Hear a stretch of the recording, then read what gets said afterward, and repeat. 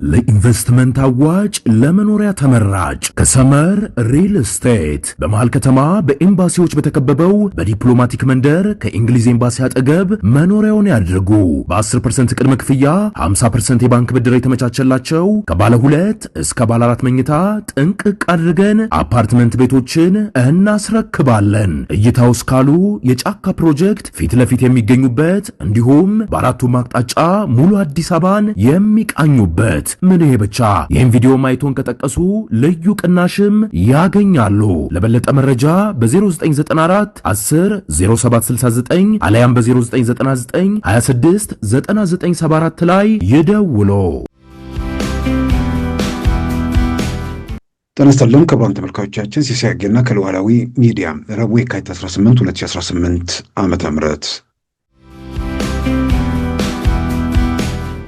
የአማራ ክልል ወክለው ፓርላማ መግባት የሚችሉት ደግሞ እስከዛሬ በነበረው 138 ናቸው። አሁን የኢትዮጵያ ብሔራዊ ምርጫ ቦርድ ከትናንት በስቲያ ባወጣው ወይ ደግሞ የፌዴሬሽን ምክር ቤትን ውሳኔ መሰረት አድርጎ ባወጣው መመሪያ የአማራ ክልል ወንበር ላይ የተለወጠ ነገር የለም። እነዛው 138 ሰዎች ይገባሉ። ትግራይ ክልል ከነበሩ 38 ወንበሮች 33ቱ ትግራይን ወክለው መወዳደር ይችላሉ። 5ቱ ግን ወደ አማራ ክልልም ወደ ትግራይ ክልልም ሳይባል ይወዳደራሉ። እነዛ 5 ሰዎች ፓርላማ ይገባሉ። ትግራይ ውስጥ የሚካሄደው ምርጫ ተቃዋሚዎች ሚና አላቸው ብለን በዛ ደረጃ ብንወስደው 33ቱን ሌላው ቀርቶ 5ቱን ጨምረ 38ቱ ቢገቡ መንግስት ለመሆን ከሚያስፈልገው 275 የፓርላማ ወንበር በትግራይ ክልል የሚካሄደው ምርጫ ወይ ደግሞ ትግራይ ክልል የፓርላማ ተወካዮች መንግስት ለመሆን የሚያስችላቸው ነገር ቁጥሩ በመቀነሱ በመጨመሩ የሚመጣ ነገር የለም። ከዚህ ቀደም የቲፒኤልኤፍ ሰዎች ኢትዮጵያ ውስጥ መንግስት ሆኖ መቀጠል የቻሉት ሌሎቹን በመቆጣጠር አቅማቸው ነው። በጉልበት አስገብረው ሁሉን ነገር ማድረግ ስለሚችሉ 178 የፓርላማ ወንበር ያለው ኦሮሚያ ክልልም 138 የፓርላማ ወንበር ያለው የአማራ ክልልም 123 የፓርላማ ወንበር ያለው የደቡብ ክልልም ሁሉም በቲፒኤልኤፍ ቁጥጥር ስር ስለነበሩ 38 ወንበር ያላቸው ሰዎች ሀገሪቱ ላይ ፈላጭ ቆራጭ ሆነው የፈለጉትን የፈቀዱትን ማድረግ የሚችሉበት የ7 ዓመት አገዛዝ በኢትዮጵያ ነበር። እያንዳንዳቸው ፌዴሬሽን ምክር ቤት ውስጥ እያንዳንዱ ብሔር አንድ ድምፅ አለው። እንደገና እያንዳንዱ ብሔር በ1 ሚሊዮን ደግሞ ተጨማሪ 1 ድምፅ አለው። ማለት 1 ሚሊዮን ህዝብ ያለው ብሔር በፌዴሬሽን ምክር ቤት የሚኖረው ውክልና 2 ነው ማለት ነው። 1 በብሔረሰብነቱ 1 ሚሊዮን ስለሞላ 1 ወንበር ያገኛል። አጠቃላይ 2 ይሆናል ማለት ነው። እንዲህ ያለ ስንሄድ ትግራይ ክልል በወቅቱ የህዝብ ቁጥር 4 ሚሊዮን ምናምን አካባቢ ይመስለኛል እንትን በሚደረግበት ሰዓት በህዝብ ቁጥሩ 4 በብሔረሰብነቱ 5። ስለዚህ ከ153 የፓርላማ ወንበር ማለት የፌዴሬሽን ምክር ቤት ወንበር ውስጥ 5 ወይ ደግሞ 6 ድምፅ እዛ ላይ በመወከሉ የፌዴሬሽን ምክር ቤት ውሳኔን ለማስለወጥ የሚያስችል ሁኔታ አለ ወይ?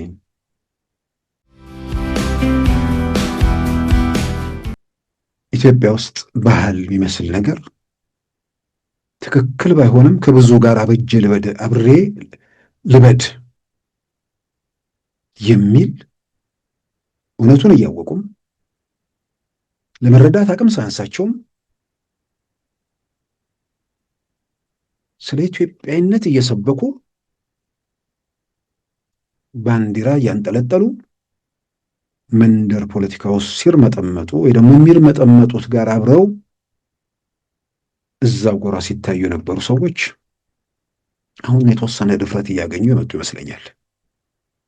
የሚያዩትን ለመመስከር የሚዳስሱትን ለማመንና ለማሳመን በዚህም በዚያም ድምፃቸውን እያሰሙ መጥተዋል።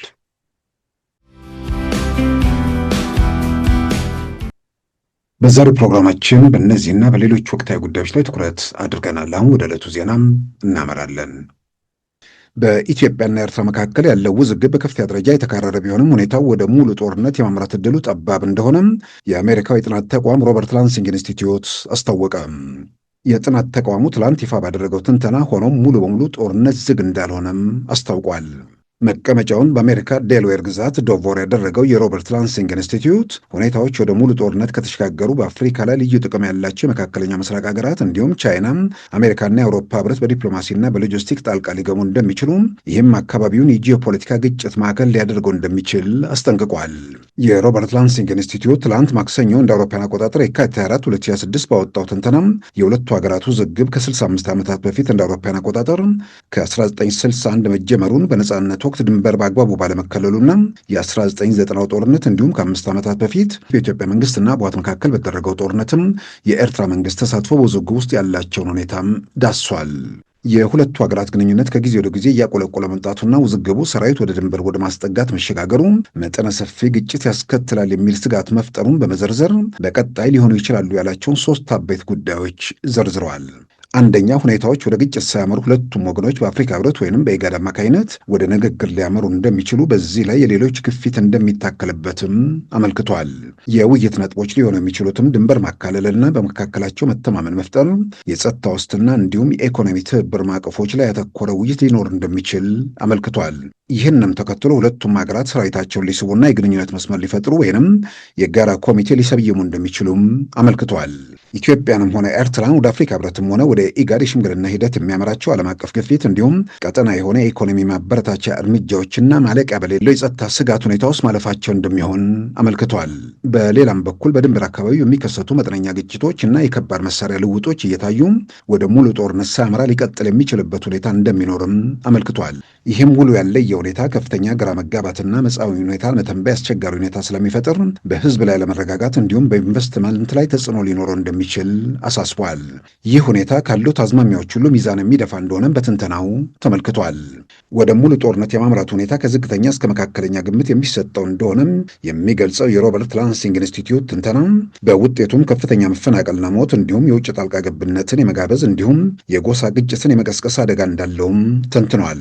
ይህንን አደጋ ለማስቀረት በሚል ባቀረበው ምክረ ሀሳብም ቀጠናዊና አካባቢ ሽምግልና መድረኮችን በማጠናከር የተባበሩት መንግስታት፣ የአፍሪካ ህብረትና የአውሮፓ ህብረት እንዲሁም አጋሮች የሚደረገውን የሽምግልና ጥረቶች ዲፕሎማሲያዊ ድጋፍ በማድረግ ሁኔታዎችን ማርገብ በሚቻልበት ሁኔታ ላይ እንዲንቀሳቀሱ በምክረ ሀሳቡ አመልክቷል።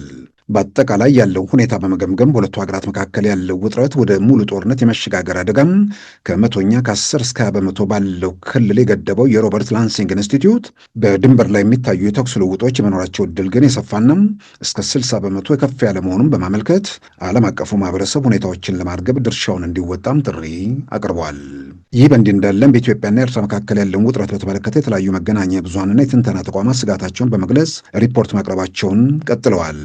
ግሎብ ኤንድ ሜል የተባለው የዩናይትድ ኪንግደም ጋዜጣ በሰሜን ኢትዮጵያ ግጭት ይቀሰቀሳል የሚል ስጋት ማየሉን በተመለከተም ትላንት ባቀረበው ዘገባ በኢትዮጵያና ኤርትራ መካከል የድንበር ላይ የተኩስ ልውውጥ እንዲሁም በህወሓትና በፌዴራል መንግስት መካከል ቀጥተኛ ውጊያ ሊካሄድ እንደሚችል ተንታኞችን በመጥቀስ አስነብቧል። በትግራይ በተፈጠረው ውጥረት የጥሬ ገንዘብ እጥረትና የእቃዎች መጥፋት ማጋጠሙን ዘግቧል። ከሳምንት በፊት የጀርመን ድምፅ የእንግሊዝኛው አገልግሎት ያናገራቸው ሙስጠፋ አብዶ የተባሉ የህግ ባለሙያና የፖለቲካ ተንታኝ በትግራይ ውስጥ ያለውን የዋጋ ንረት በተመለከተ የነዳጅ ዋጋን በአብነት በማንሳት አስረድተዋል። በቀደሙ ሳምንት 220 ብር ሲሸጥ የነበረ 1 ሊትር ነዳጅ በየቀኑ 50፣ 60 እና 70 ብር እየጨመረ መቀጠሉን ገልጸዋል። ከቀደመው ጦርነት ልምድ በመውሰድም የጤና ችግር ያለባቸው መድኃኒት በብዛት እየገዙ መገኘታቸውን፣ ምግብ እየገዙ የሚያከማቹ መኖራቸውንም ገልጸው የፌዴራል ኃይሎች በሁሉም የትግራይ ድንበሮች በመከማቸታቸው ጦርነቱ የማይቀር ይመስላል ሲሉ አስተያየታቸውን ሰጥተዋል።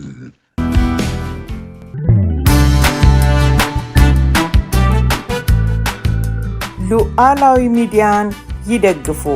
ስራዎቻችንን ለብዙ እንድናደርስ ሰብስክራይብ፣ ሼር፣ ላይክ በማድረግ ሉዓላዊ ሚዲያን ያጠናክሩ። እውነትን እንዘግባለን፣ ኢትዮጵያዊነትን እናቀነቅናለን። መድረኩ ግን ለሁሉም አመለካከት ክፍት መሆኑን እናረጋግጣለን። ሉዓላዊ ሚዲያ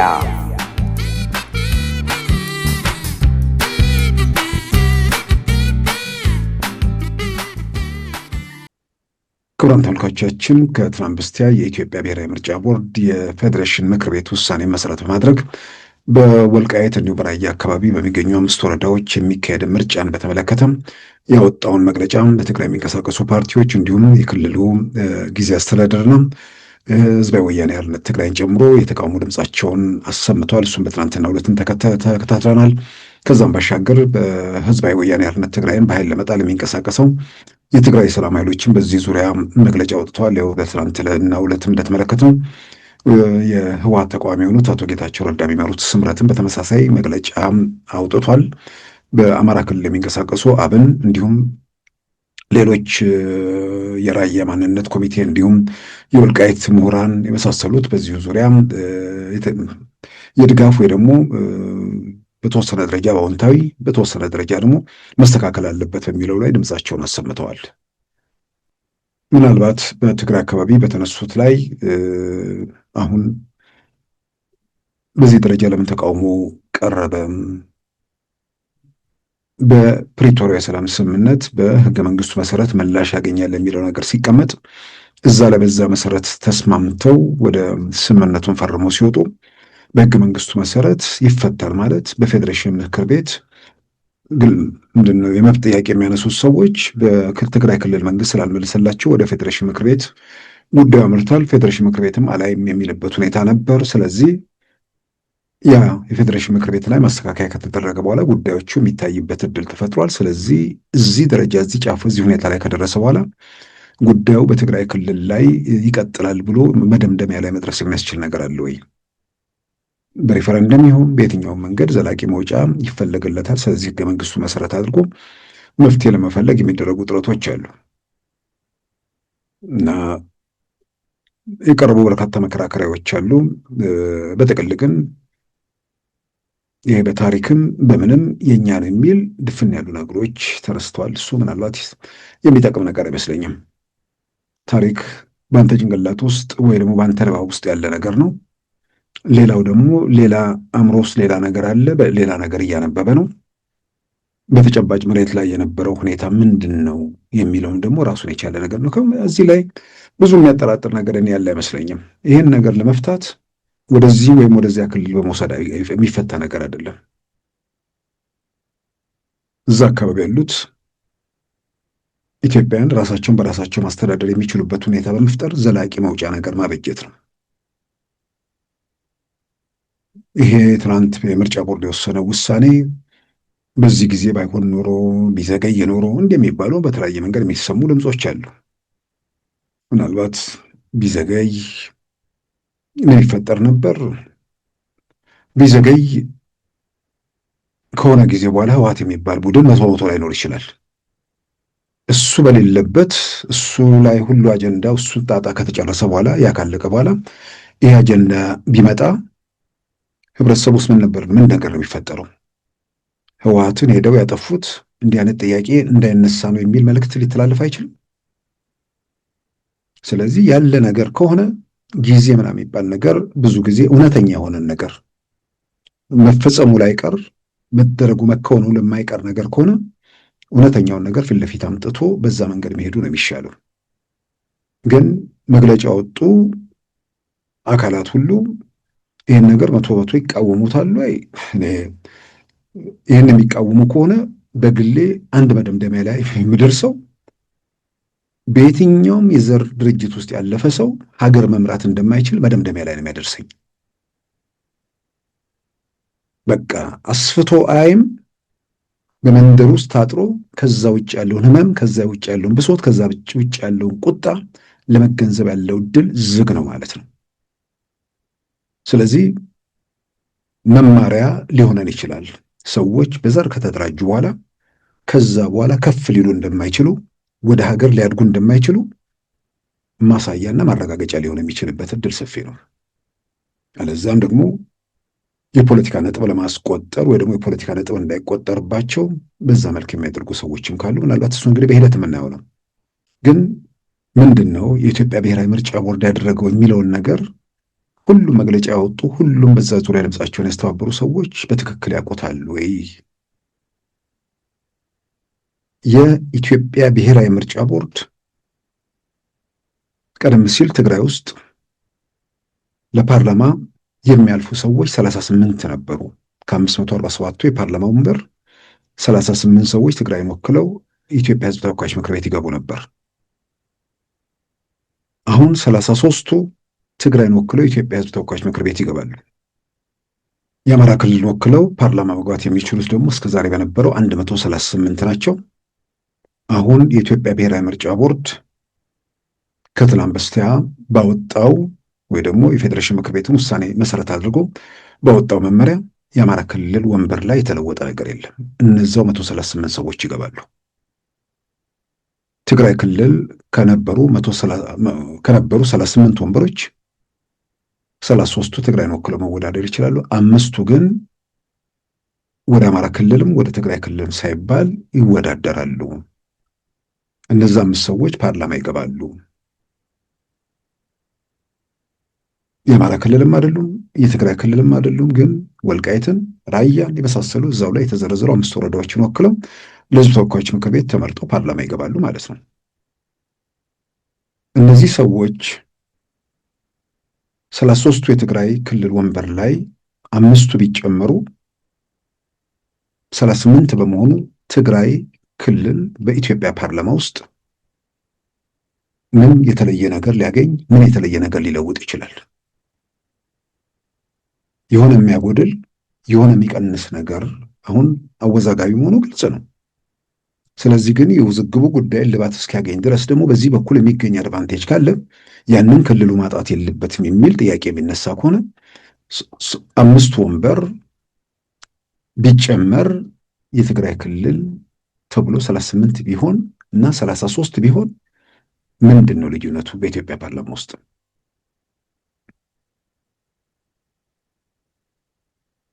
ምክር ቤት ውስጥ ካሉት 547 ወንበሮች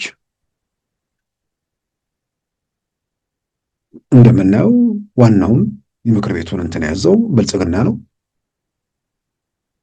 ትግራይ ውስጥ የሚካሄደውን ምርጫ ተቃዋሚዎች ሚና አላቸው ብለን በዛ ደረጃ ብንወስደው 33ቱም ሌላው ቀርቶ 5ቱን ጨምረ 38ቱ ቢገቡ መንግስት ለመሆን ከሚያስፈልገው 275 የፓርላማ ወንበር በትግራይ ክልል የሚካሄደው ምርጫ ወይ ደግሞ ትግራይ ክልል የፓርላማ ተወካዮች መንግስት ለመሆን የሚያስችላቸው ነገር ቁጥሩ በመቀነሱ በመጨመሩ የሚመጣ ነገር የለም።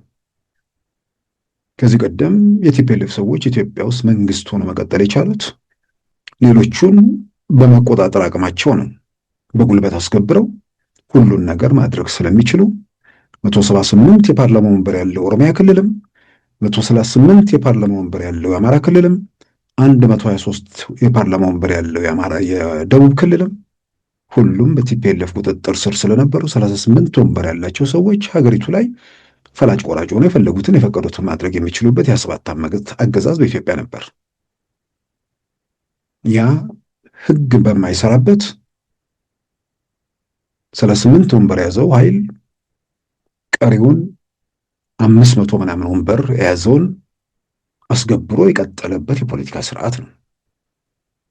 አሁን በህግ ብቻ ሁሉን ነገር ካል 38 ወንበር በራሱ ምን ሊያመጣ ይችላል? 33 ሆነ 38 እዚህ ጋር እንግዲህ አሁን ጥያቄ መነሳት ያለበት ቦታው የአማራ ነው አልተባለም። አወዛጋቢ ነው፣ በሂደት ይፈታል ነው የተባለው። ስለዚህ እዚህ ጋር ባሉት 5 እና 33 እና 38 ወንበሮች መካከል ምን የሚፈጠር ልዩነት አለ? እሱን ነው እንግዲህ ማስረዳት የሚያስፈልገው። እውነተኛ መፍትሄ ነው ወይ እየተፈለገ ያለው? እኔ ያደረግኩት እኔ ከወንኩት ነገር ሁሉ ትክክል ነው፣ እኔ ያሰመርኩት የእግዚአብሔር መስመር ነው የሚል ነገር ለማን ይጠቅማል? ለመፍትሄው መንቀሳቀሱ አይበጅም። ከምንም በላይ የክልል ምክር ቤት ምርጫ አይካሄድም ተብሎ እዛው ላይ ተቀምጧል። የክልል ምክር ቤት ምርጫ ማድረግ ማለት የክልል ምርጫ ቤት የሚመረጡ ሰዎች ወደ ትግራይ ክልል ከሆነ ትግራይ ክልል ምክር ቤት ውስጥ የሚገቡ ናቸው፣ ወደ አማራ ክልል ከሆነ አማራ ክልል ምክር ቤት የሚገቡ ናቸው። ስለዚህ ይሄኛውን በተመለከተ የክልል ምክር ቤት ምርጫ አይካሄድም ተብሏል። የክልል ምክር ቤት ምርጫ የሚካሄዱ ቢሆን ከዛ ጋር ተያይዞ ትንሽ ለምን ምናምን የሚል ጥያቄ ማንሳት አስፈላጊ ሊሆን ይችላል። በሌላ በኩል ከተፈናቃዮች ጋር ተያይዞ የሚነሳው ነገር ተገቢ ጥያቄ ነው። ግን ይህን ተገቢ ጥያቄ ሰበብ ተፈናቃዮቹን ሰበብ አድርጎ ሁልጊዜም በዛ መንገድ እነሱ መያዣ አድርጎ መቀጠሉ ሳይሆን መፍትሄው ተፈናቃዮቹ የሚመለሱበትና ቤታቸው ገብተው ለምርጫው መሳተፍ የሚችሉበት። ምክንያቱም ገና ነው። የግድ ግንቦት 24 አይካሄድም። ግንቦት 24 የተወሰነ ቦታ ይካሄዳል፣ አብዛኛው ቦታ። ከዛ በኋላ እስከ መስከረም 2019 የመጨረሻው ማክሰኞ ሊቃረብ እሱን ግምት ውስጥ ያስገባ የጊዜ ገደብ ውስጥ ምናልባትም በነሐሴ መጨረሻ ጭምር ምርጫ ማድረግ የሚቻልበት ሁኔታ ስላለ በዛ ጊዜ ውስጥ ምርጫ ማድረግ የሚቻልበት ሁኔታ ስላለ ያንን ግምት ውስጥ ያስገቡ አስተያየቶች መስጠቱ በጣም አስፈላጊ ነው። ስለዚህ የክልል ምክር ቤት ምርጫ ከእንትኑ በኋላ ይደረጋል ተብሏል፣ ይታያል ተብሏል። ከጉዳዩም ወዴት ይሄድ እንዴት ይወሰን የሚለው ውሳኔ ከተሰጠ በኋላ የሚታይ ነው። የፓርላማ ወንበሩን በተመለከተ ፓርላማም ለመግባት መብትም አላቸው። በፓርላማ የራሳችን አስተዋጽኦ ለማድረግም መብትም አላቸው። በሌላም በኩል በፓርላማ ወንበር የሚገኘውን ጥቅምን በተመለከተ ባለድርሻ መሆን አለባቸው። ህዝብ እስከመረጣቸው ድረስ መግባት ስላለባቸው መጠለያ ጣቢያ ያሉ ሰዎችም ወደ ሂደቱ እንዲገቡ፣ ተፈናቃዮቹ እንዲመለሱ የትግራይ ጊዜ አስተዳደርም ተቃዋሚዎችም ቲፒኤልኤፍ የተባለው ስብርባሪ ኋላ ቀር ቡድን ላይ ጫና መፍጠር ነው። ከዛ ውጭ የፌዴሬሽን ምክር ቤት ውሳኔውን ሲያሳልፍ ትግራይ አልተወከለም የሚለው ነገር እሱም ይነሳል። ልክ ነው፣ ትግራይ ወኪል የለውም። ምክንያቱም ምርጫው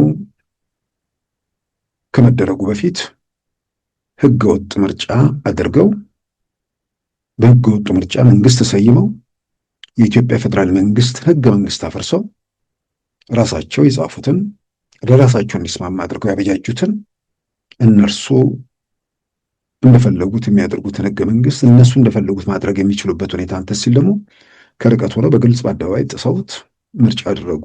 ማንም ዝም ብሎ ህገ እውቀት የሚያስፈልገው ነገር አይመስለኝም። ኢትዮጵያ ውስጥ ምርጫም ሪፈረንደምም የትኛውን ነገር ለማካሄድ ህጋዊ ስልጣን ያለው የኢትዮጵያ ብሔራዊ ምርጫ ቦርድ ነው። ስለዚህ እነሱ ምርጫ ኮሚሽን ብለው አቋቁመው በዛ መንገድ ቀጠሉ። ወደዛው ስለምንድን ነው የገቡት? ሁልጊዜ ደጋግሞ ማስታወሱ ኮቪድ ዓለም አቀፍ ወረርሽኝ ስለመጣ ምርጫው ስለተራዘመ ነው።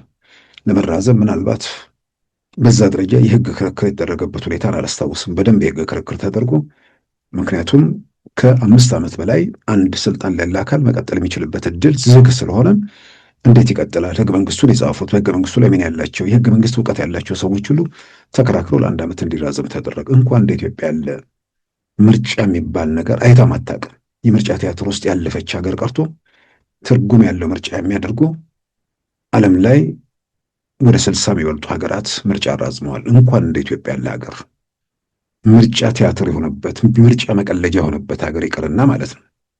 ስለዚህ ያንን ጥሰው ምርጫ አደረግን በማለታቸው ከዛ በኋላ ያው ጦርነቱ መጣ።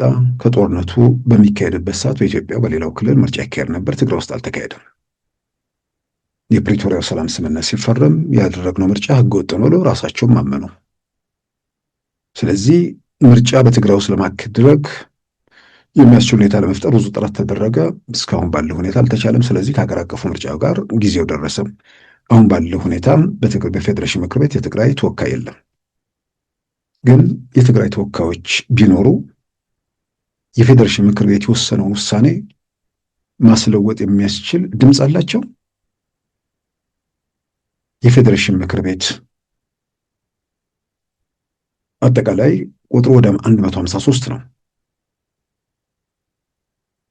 እዛ ውስጥ ከፍተኛው ድምፅ ያላቸው ከግማሽ በላይ ድምፅ ያላቸው በደቡብ ክልል የሚገኙ ያኔ ደቡብ፣ አሁን ደቡብ ምዕራብ፣ ማዕከላዊ፣ ሲዳማና ደቡብ ክልል 4ቱ ክልሎች ላይ ያለው ድምፅ በፌዴሬሽን ምክር ቤት ከፍተኛውን ቁጥር ይዛል። ወደ ግማሽ ይጠጋል፣ ወደ 68 ድምፅ። ኦሮሚያ ክልል ከተሳሳት ወደ 38 እንደዚህ አካባቢ ወይ 40 እንደዚህ አካባቢ ሊሆን ይችላል። አማራ ክልል ወደ 30 እንደዚህ 32 እንደዚህ አካባቢ እንዲህ ያለ እንቆጥራቸው እንትኖች አሉ። ትግራይ ክልል 4 5 ወይ 5 አካባቢ ነው፣ 5 ወይ 6 አካባቢ ድምፅ ነው ያለው እዛ ውስጥ። ምክንያቱም የፌዴሬሽን ምክር ቤት አወቃቀሩ ላይ የብሔረሰቦች ምክር ቤት ነው የተባለው። እያንዳንዱ ኢትዮጵያ ውስጥ ያለ ብሔረሰብ፣ በነገራችን ላይ ይህንን ቆንጆ አድርጎ በመጽሐፉ ላይ አቶ ፍሬሕይወት ሳሙኤል ታንትኗል። ከህገ መንግስቱ መሰረት በማድረግ እያንዳንዳቸው ፌዴሬሽን ምክር ቤት ውስጥ እያንዳንዱ ብሔር አንድ ድምፅ አለው። እንደገና እያንዳንዱ ብሔር በ1 ሚሊዮን ደግሞ ተጨማሪ 1 ድምፅ አለው ማለት 1 ሚሊዮን ህዝብ ያለው ብሔር በፌዴሬሽን ምክር ቤት የሚኖረው ውክልና 2 ነው ማለት ነው። 1 በብሔረሰብነቱ 2 1 ሚሊዮን ስለሞላ 1 ወንበር ያገኛል። አጠቃላይ 2 ይሆናል ማለት ነው። ኦሮሚያ ክልል 38 በእንትን ቆጠራው ምናምን በሚካሄድበት ወደ 34 ሚሊዮን ይመስለኛል ካልተሳሳትኩ። ኦሮሚያ ክልል በብሔረሰብነቱ በኦሮሞ ብሔረሰብነት 1 ህዝብ ቁጥሩ 34 ሚሊዮን ስለነበር በወቅቱ 34 ወንበር አጠቃላይ 35 እንዲያል ስንሄድ ትግራይ ክልል በወቅቱ የህዝብ ቁጥር 4 ሚሊዮን ምናምን አካባቢ ይመስለኛል እንትኑ በሚደረግበት ሰዓት በህዝብ ቁጥሩ 4 በብሔረሰብነቱ 5። ስለዚህ ከ153 የፓርላማ ወንበር ማለት የፌዴሬሽን ምክር ቤት ወንበር ውስጥ 5 ወይ ደግሞ 6 ድምፅ እዛ ላይ በመወከሉ የፌዴሬሽን ምክር ቤት ውሳኔን ለማስለወጥ የሚያስችል ሁኔታ አለ ወይ፣ ለማሳመን እንችላለን የሚል ነገር የሚመጣም ከሆነ የኢትዮጵያ የፖለቲካ አደረጃጀትና አሰላለፍ ደግሞ በግልጽ የሚታወቅ ነገር ነው። ያውም በቲፒኤልኤፍ ተወክሎ የሚመጣ ሰው ሊያሳምነው የሚችል ኃይል ወይ ደግሞ ቡድን ነው ወይ እዛ አካባቢ ያለው የሚለውንም ግምት ውስጥ ማስገባት ነው። ስለዚህ የተፈናቃዮችን ጉዳይ የፌዴሬሽን ምክር ቤት ውክልናም ጉዳይ በጥቅል ሲታይ ተገቢ የሚመስሉ ጥያቄዎች በዝርዝር ሲዳሰሱ ደግሞ እነዛ የሚለውጧቸው ነገሮች አለመኖራቸውን የሚያስረዳ ነገር ስለሆነ በተጨባጭ ለችግሩ እውነተኛ መውጫና መፍትሄ ፍለጋ ላይ ማተኮር ለሁሉም አስፈላጊ ነው ብዬ አምናለሁ። ምናልባት እዚህ ላይ ደግሞ መጨመር የሚያስፈልገው የትኛው መንግስት የአፄ ኃይለሥላሴ መንግስት የራሱ ያስተዳደር ክልሎች ነበሩት። መጀመሪያ 12 በኋላ 13 በኋላ 14 የደርግ መንግስት 14ቱን ወርሶ ቀጠለ። ህገ መንግስት 80 ዓመተ ምህረት ከጻፈ በኋላ ጠቅላላ 30 የአስተዳደር አካባቢዎች ፈጠረ። 25 የአስተዳደር አካባቢዎች፣ 5 ራስ ገዞች፣ በጠቅላላ 30። ህወሓት መጣና 14 በቁጥር የሚጠሩ ክልሎች ፈጠረ። ቁጥሮችን ስም ሰጣቸው። ከዛ በኋላ ቀጠሉ። መንገድ ላይ ደግሞ የምንድነው የክልልነት ጥያቄ ይገባኛል የሚሉ ነገሮች በጣም ከመጠን በላይ ጎልተው ሄደው ደቡብ ክልል ወደ 4 ተከፈለ።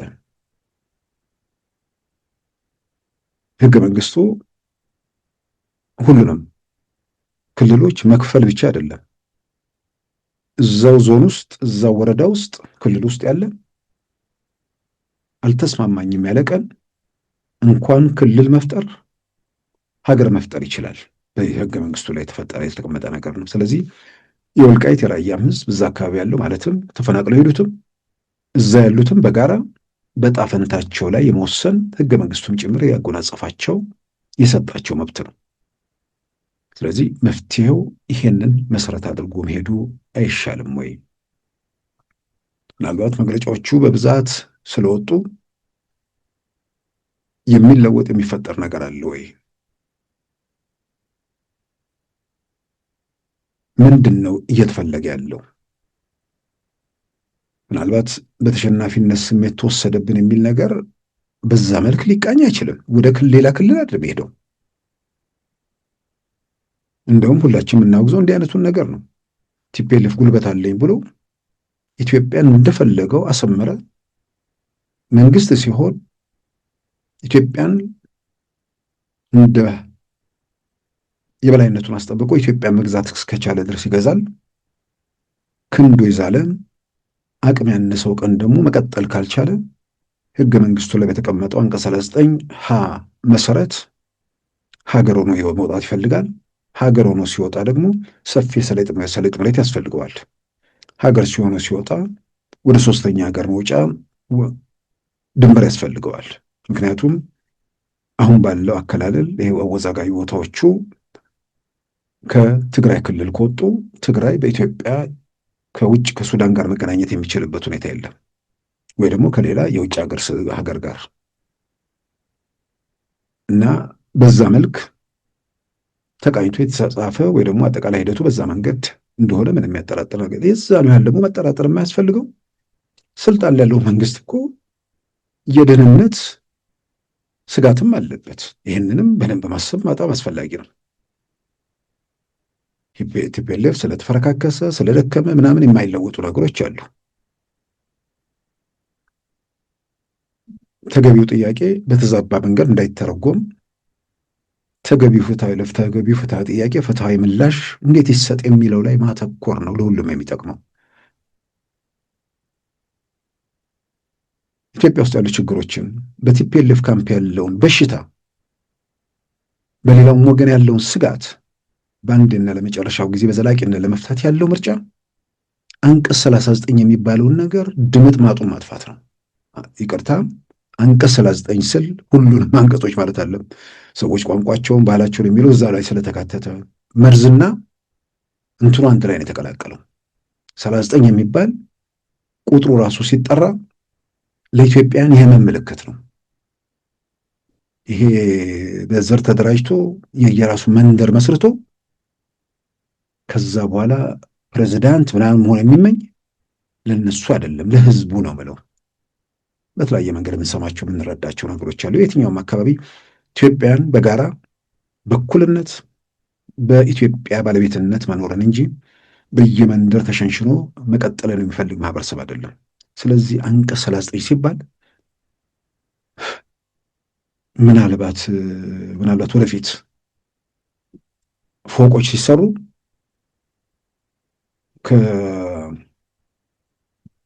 ከ39 በላይ የሚያልፉ ነገሮች ካሉ 38 ብሎ 40 የሚል ይመስለኛል። ልክ አሁን አሜሪካ ውስጥ በስህተት አሜሪካ ምድር 12 ብሎ 13 የሚል ህንፃ የሚታሰብ ነገር አይደለም። በቃ በሆነ ወቅት ላይ አስቀምጠውታል፣ ራሳቸው እንትን ብለዋል።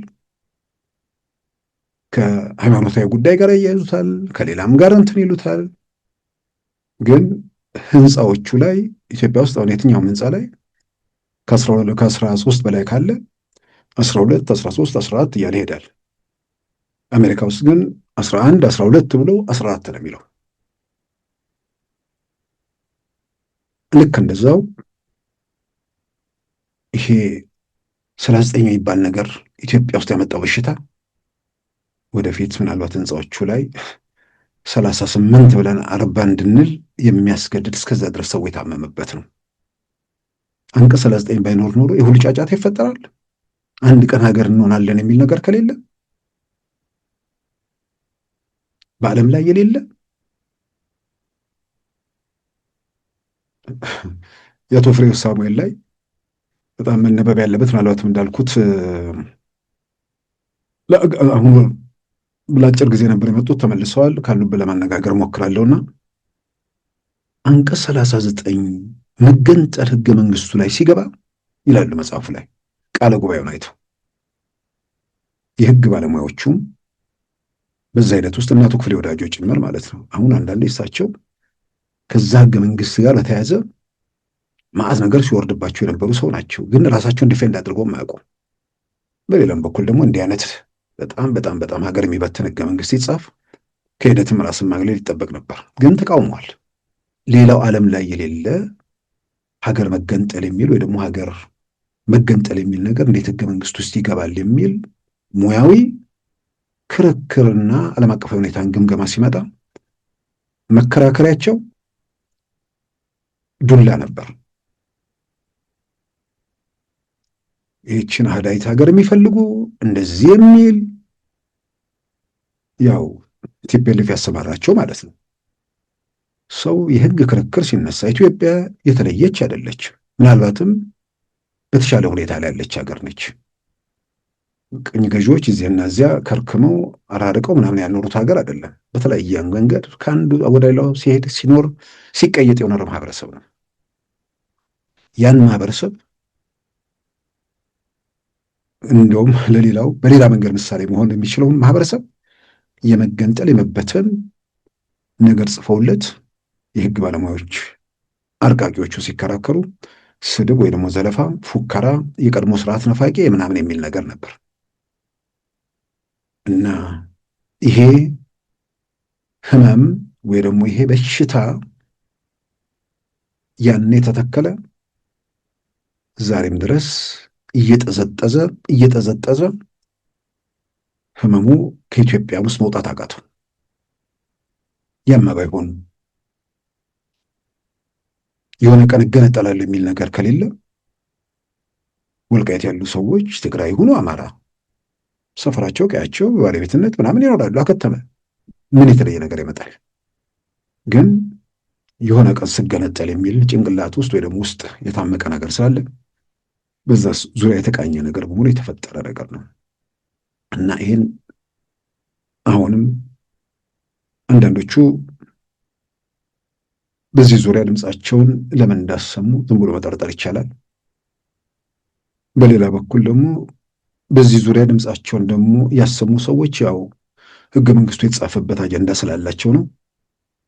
ከዛም ባሻገር ደግሞ እችኛዋ ነገር ምናልባት ያኮረፉ በተለያየ መንገድ ከሂደቱ የተገለሉ ሰዎች አብረው ለመተኮስ ይሰለፉልኝ ይሆናል ተብሎ ታስቦም ይሆናል። በየትኛው መንገድ ግን የሚጠቅም ነገር አይደለም። ያ በመሆኑ የትግራይን ህዝብ የሚጎዳ የትግራይን ህዝብ የሚገፋ ነገር አለ ወይ የሚለውን በጥሞና በኃላፊነት ስሜት መመልከቱ በጣም አስፈላጊ ነው ብዬ አምናለሁ።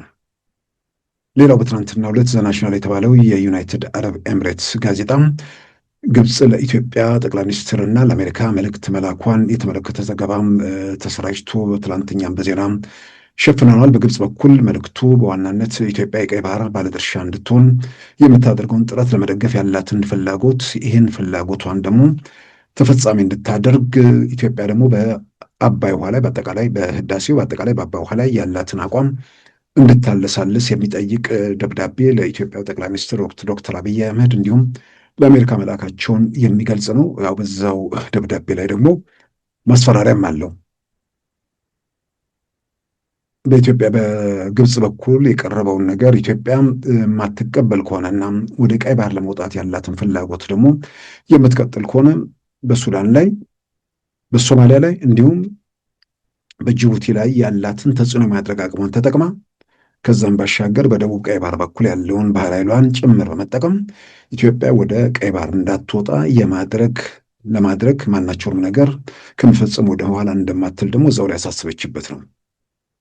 ስለዚህ በአባይ ውሃ ላይ አቋምሽን በማለሳለስ ወደ ቀይ ባህር ለመውጣት ያለሽን ፍላጎት እኔም ልደግፍሽ የሚል ነገር አለ። ነገር ግን ደግሞ እዛ ላይ ማሰሪያ ያለው ሌላ ማሰሪያ በወታደራዊ ኃይል ጭምር ወደ ጠረፉ አካባቢ ላይ ሊስፈር የሚለውን አቋምሽን ደግሞ መተው አለብሽ የሚል ነው። ምናልባት እንግዲህ አንድ አካል ደብዳቤ ሲጽፍ ወይ ደግሞ መልእክት ሲያደርስ የመጨረሻ ጥንቅቅ ያለውን አቋሙን ሊሰድ አይችልም።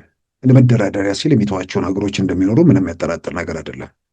ከኢትዮጵያ የሚፈልገውን ነገር እስከምን ድረስ ኢትዮጵያ እንድትሰጠው ይፈልጋል፣ በምላሹ ደግሞ ምን ርቀት ድረስ ደግሞ ይሄዳል የሚለውን ለመወሰን ግብፅ ፍላጎቷን እስከ መጨረሻው ድረስ እዛ ላይ ካገለጸች በኢትዮጵያ በኩል የሆነ ቦታ ላይ አቋም ይዛ ለመቆም እድል ሰፊ ነው እና ግብጾቹ ኢትዮጵያ አቋሟን ካለሳለሰች ወደ ቀይ ባህር ለመውጣት ያላትን ፍላጎት ሌሎችንም የአፍሪካ ሀገራት ጭምር በማስተባበር ያንን ለመፈጸም ዝግጅቷን የገለጸችበት ነው። በግሌ መረጃውን ሳይ ኢትዮጵያ ታላቁ የህዳሴ ግድብ ኃይል ብቻ ሳይሆን ለኢትዮጵያ ሀብትን ብቻ ሳይሆን የቀይ ባህር ቁልፍም ጭምር መሆኑን ያረጋገጠ ነው ብዬ ወስደዋለሁ። ኢትዮጵያ በታላቁ ህዳሴ ግድብ ላይ ከግብፅ ጋር የምታደርገው በአንዳንድ ጉዳዮች ለመስማማት የኢትዮጵያን የባለቤትነት ጉዳይ እስካልነካ፣ በሌላም በኩል ደግሞ በተደጋጋሚ ጠቅላይ ሚኒስትር አብይም ከዚህ ቀደም የነበሩ የኢትዮጵያ መሪዎችም የግርጌ ሀገራትን መብት አነካም የሚለውን አቋማቸውን ደጋግመው ያስተጋቡት ጉዳይ ስለሆነ የእነሱን መብት የማይነካ የኢትዮጵያንም ጥቅም የማይነካም የሆነ ሰጥቶ በመቀበል ላይ የተወሰነ ርቀት መሄድ የሚቻልበት ሁኔታ ካለ ኢትዮጵያ ወደ ቀይ ባህር ለመውጣት የምታደርገውን ጥረት አሁን በግብፅ በኩል ተላክ የተባለ መልእክት በወታደር ኃይል የሚለው ነገር አልቀበልም ብትልም ኢትዮጵያ አልቀበልም ያለችው በኢትዮጵያ በኩል የመጨረሻውን ማለትም አቋሟን ግልጽ ስላላደረገች ይሆናል። ወደ ድርድር ሲመጣ ኢትዮጵያም በወታደር ኃይልም ወደ ቀይ ባህር መውጣት ብቻ ሳይሆን የተወሰኑ ከ5000 ኪሎ ሜትሩ ማለትም ከሶማሊያ እስከ ምጽዋ ባለው መንገድ ውስጥ በዛ ሂደት ውስጥ ልታገዛት የምትችልበት ሁኔታ ወይ ደግሞ ድጋፍ ልትሰጥ የምትችልበት ሁኔታ የለም ብሎ መደምደም የሚያስችል አይመስለኝም። ስለዚህ በግብፅ በኩል ቀይ ባህር ላይ ጭምር እገዛ ለማድረግ ፍላጎት አለኝ የሚለው መልእክት በጣም በጣም ትልቅ ትርጉም ያለው ነገር ነው። ኢትዮጵያ አቋሟን እንድታለሳልስ ነው። ይህንን በራሳቸው መንገድ የሚለጥጡ በራሳቸው መንገድ የሚተረጉሙ የሆነ ነገር በታየ ቁጥር ሰማይ ብዙዎች እየተደፋባቸው ማለት ለመናገር ሰማይ ተደፋባቸው ከሚባለው በላይ አናታቸው ላይ እየተገመሰ እየወደቀ ይመስላል። በየቀኑ መርዶ ነው የሚሰሙት። በየቀኑ ጨለማ ውስጥ እየተደፈቁ ነው።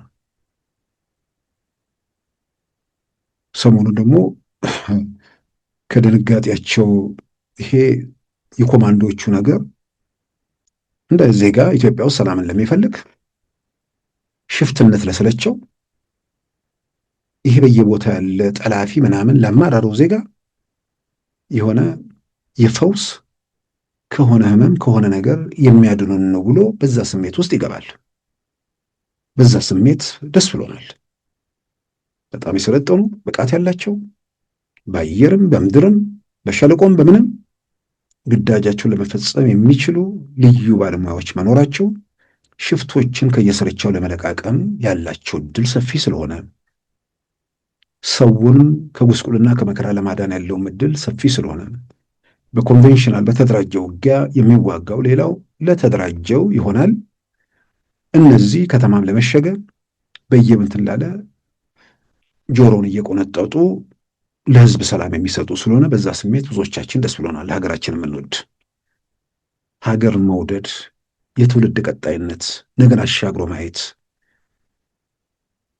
እኔ ከሌለሁበት ለእኔ የሚተርፈኝ ነገር ከሌለ ድምጥ ማጧ ትጥፋ ብሎ ሁልጊዜም የሽግግር ሁልጊዜም የግርግር ሁልጊዜም የሁከት መንግስት እየፈልጉ የሚዳክሩ ሰዎች በየቀኑ እየጨለመባቸው በየቀኑ ሰማይ እየተደፋባቸው አስገራሚ በሆነ መንገድ ድቅድቅ ጨለማ ውስጥ ቆመው መሄጃ መድረሻ ባጡበትም መንግስት አልቆለታል ብለው ይናገራሉ አሉ። የተገረሙ ሰዎችም ቆርጠው ሲበትኑት እያየን ነው። እነዚህ ሰዎች ጤነኞች ከሆኑ የሚያደምጧቸው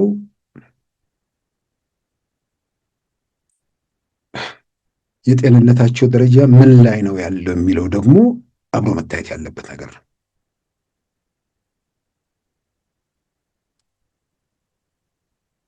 እንዴት ነው የሌለ ነገር የሆነ አሁን ሰሞኑን ምንድነው ኮማንዶቹ ሲሰለጥኑ የተሸበረ ኃይል መንግስት አልቆለታል ይላል። እኔ ማዝነው ከምር ነው ማዝነው እንዲህ አይነት ነገር እየሰሙ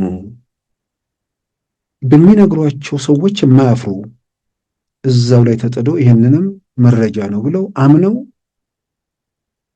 በተስፋ የሆነ መንግስት ሲሄድ ተስፋ እያደረጉ በቅዠት እየባከኑ ሰዎች እስከ መቼ ድረስ እንዲህ እየኳተኑ ይኖራሉ? ኢትዮጵያ የዲፕሎማሲ ኩስምና የሚል በሰልፍ ነው ትልልቆቹ በሰልፍ ጃንዋሪ የፈረንጆቹ አዲስ ዓመት ከገባ በኋላ ኢትዮጵያ ጋር መድረስ አለባችሁ የተባሉ እስኪመስል ድረስ አሜሪካ፣ ዩናይትድ ኪንግደም፣ ቻይና፣ ሳውዲ አረቢያ፣ ጀርመን፣ አሜሪካ፣ ሁሉም ቱርክ እያልን እንዘረዘር እንችላለን።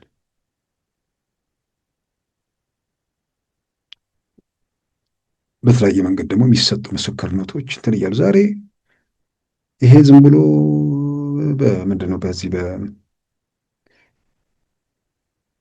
በሚዲያው በምናምን ተደናግሮ የነበረውም ኢትዮጵያ ውስጥ ባህል የሚመስል ነገር ትክክል ባይሆንም ከብዙ ጋር አብጄ ልበድ አብሬ ልበድ የሚል እውነቱን እያወቁም ለመረዳት አቅም ሳያንሳቸውም ስለ ኢትዮጵያዊነት እየሰበኩ ባንዲራ እያንጠለጠሉ መንደር ፖለቲካ ውስጥ ሲርመጠመጡ ወይ ደግሞ የሚርመጠመጡት ጋር አብረው እዛው ጎራ ሲታዩ የነበሩ ሰዎች አሁን የተወሰነ ድፍረት እያገኙ የመጡ ይመስለኛል። የሚያዩትን ለመመስከር የሚዳስሱትን ለማመንና ለማሳመን በዚህም በዚያም ድምፃቸውን እያሰሙ መጥተዋል። ሁልጊዜም የሰው ልጅ እውነት ሕሊና የሚፈቅደውን ያየኸውን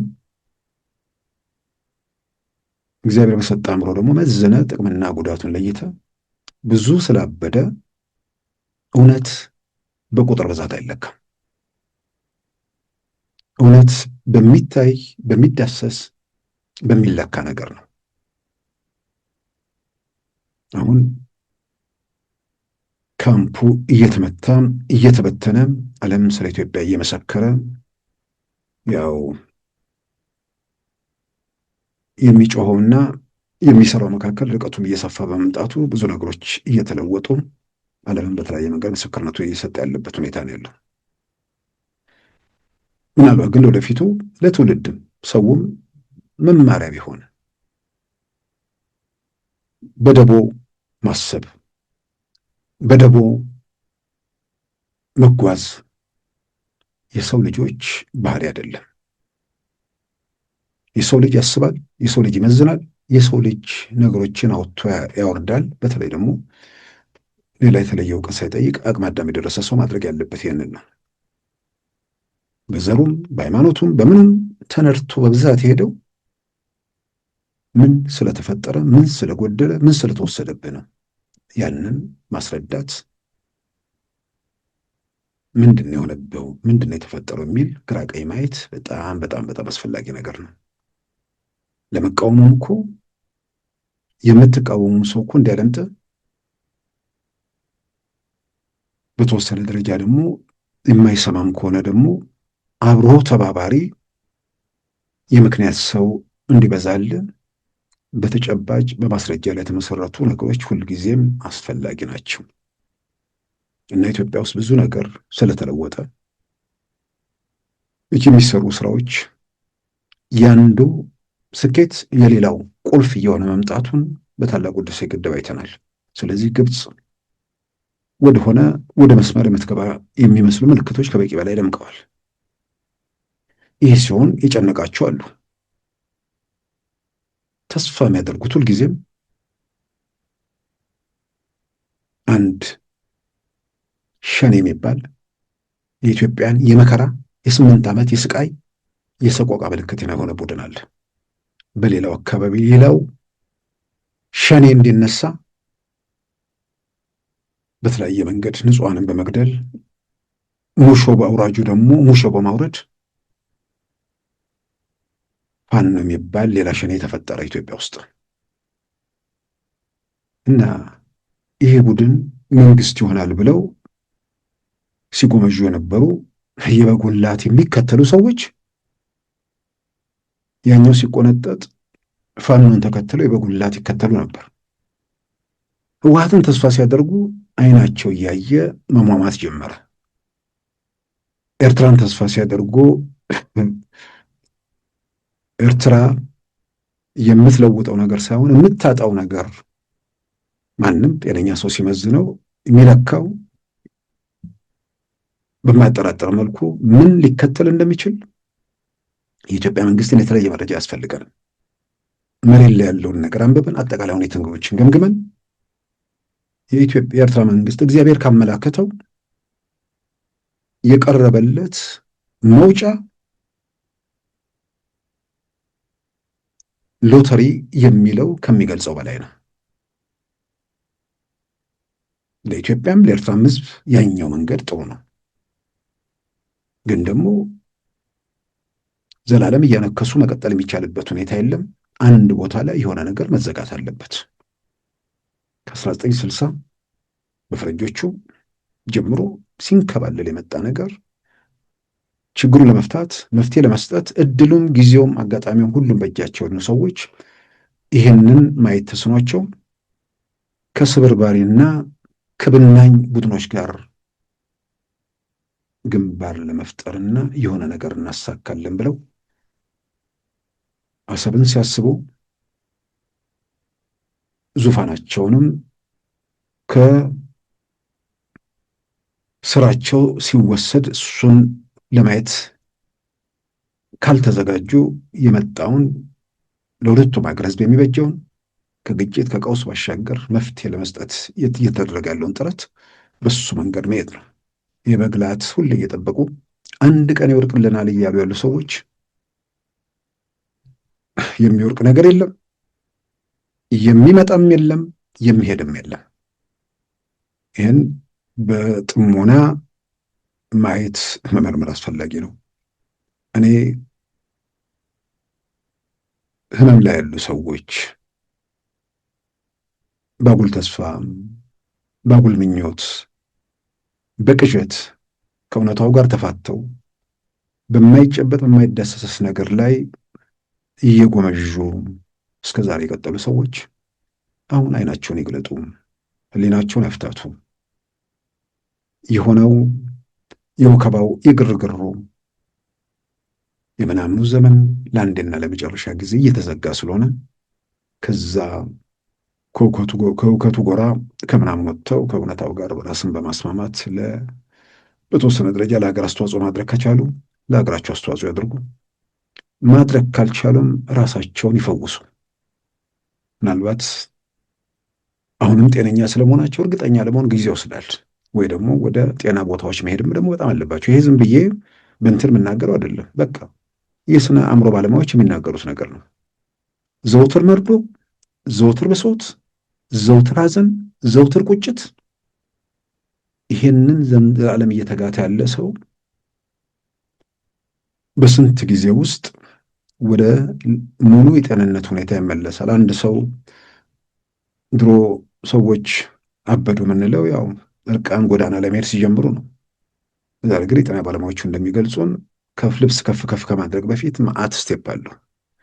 ስለዚህ ወደ ከፍ ከፍ መደረጃ ከመድረሳቸው በፊት ቶሎ ብለው ለራሳቸውም ለቤተሰቦቻቸውም የሚሆን ነገር ላይ ማድረግ እንትን ማለቱ በጣም ጠቃሚ ነው ብዬ አምናለሁ።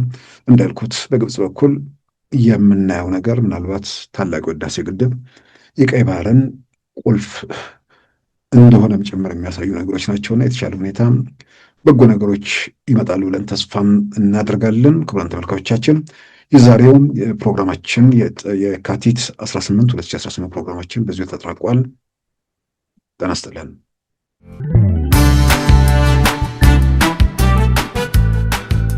ሉዓላዊ ሚዲያን ይደግፉ። ስራዎቻችንን ለብዙ እንድናደርስ ሰብስክራይብ፣ ሼር፣ ላይክ በማድረግ ሉዓላዊ ሚዲያን ያጠናክሩ። እውነትን እንዘግባለን፣ ኢትዮጵያዊነትን እናቀነቅናለን። መድረኩ ግን ለሁሉም አመለካከት ክፍት መሆኑን እናረጋግጣለን። ሉዓላዊ ሚዲያ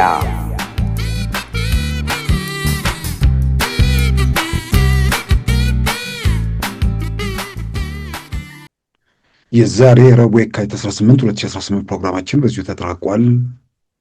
ጤና ይስጥልን።